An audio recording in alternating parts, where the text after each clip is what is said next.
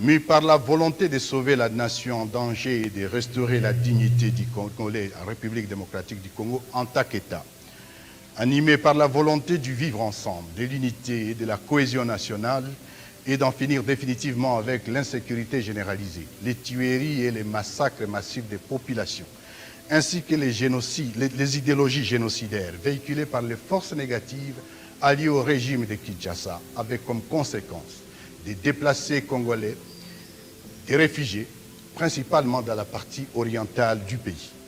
Convaincus que le statut et le bien-être du Congo ne dépendent que des Congolais eux-mêmes et pas d'autres, considérant que la problématique de l'insécurité et l'instabilité consécutive à la faiblesse, sinon à l'absence de l'État, dure depuis plus de 3 décennies sans aucune solution durable.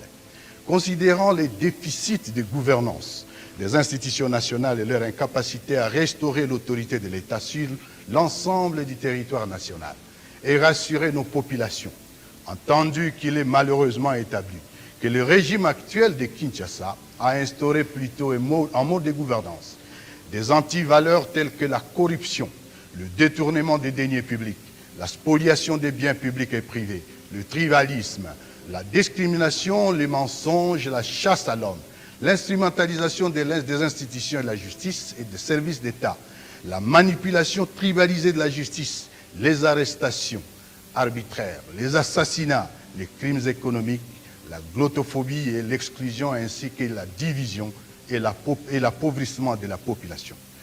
Vu que le régime de Kinshasa a fait le choix délibéré de sous-traiter la sécurité nationale en utilisant la guerre comme fonds de commerce, sacrifiant les forces armées de la République démocratique du Congo au profit des mercenaires étrangers et des forces négatives qui écument l'Est du pays, y sémant mort et désolation.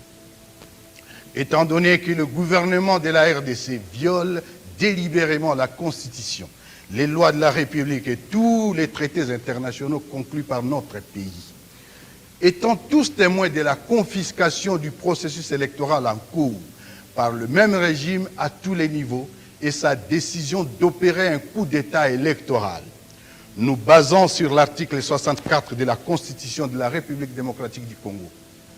Lançons ce jour un appel à l'union de toutes les forces politiques, sociales et militaires de la République démocratique du Congo. Décidons d'œuvrer ensemble pour la mise en place d'une dynamique structurée pour la refondation de l'État et la résolution des causes profondes des conflits récurrents pour le retour de la paix définitive en République démocratique du Congo.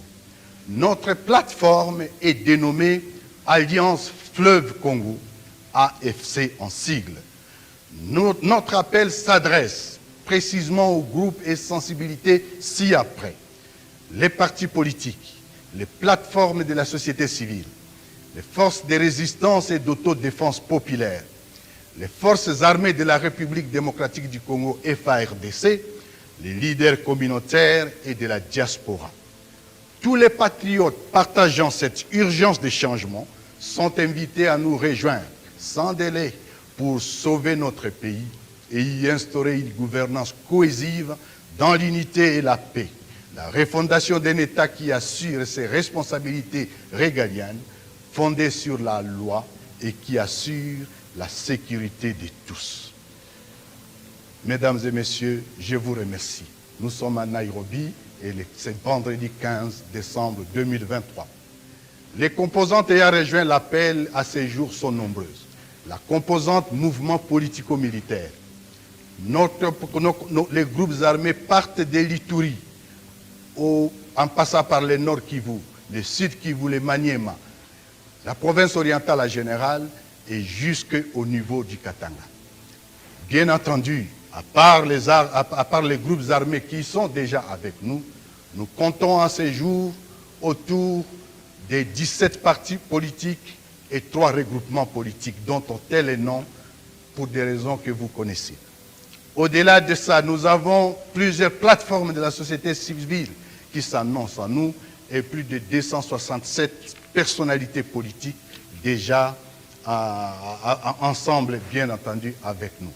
Je vous remercie.